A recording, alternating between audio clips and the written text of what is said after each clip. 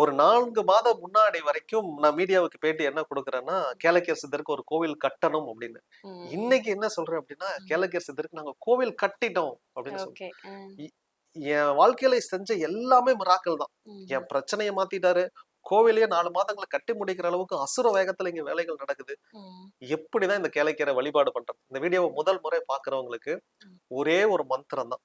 ஓம் ஸ்ரீ கேளக்கியர் சித்தர் நமோ நமக.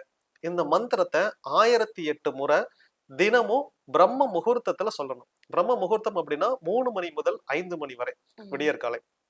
இந்த மந்திரம் சொல்லும்போது ஒரே ஒரு மண் விளக்கு ₹10 சின்ன மண் விளக்கு ஒரே ஒரு தடவை மட்டும் புது விளக்கு வாங்கிருங்க. ம். அதுல நெய் தீபம் ஏற்றுங்க.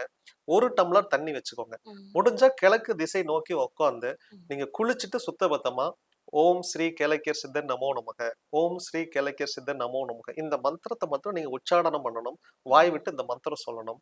1008 முறை இப்படி தினமும் சொல்லும்போது உங்களுடைய என்ன பிரச்சனை முதல்ல தீர்க்கலாம்னு கடவுள் நினைக்கிறானோ அந்த பிரச்சனை தீர்ந்துடும்.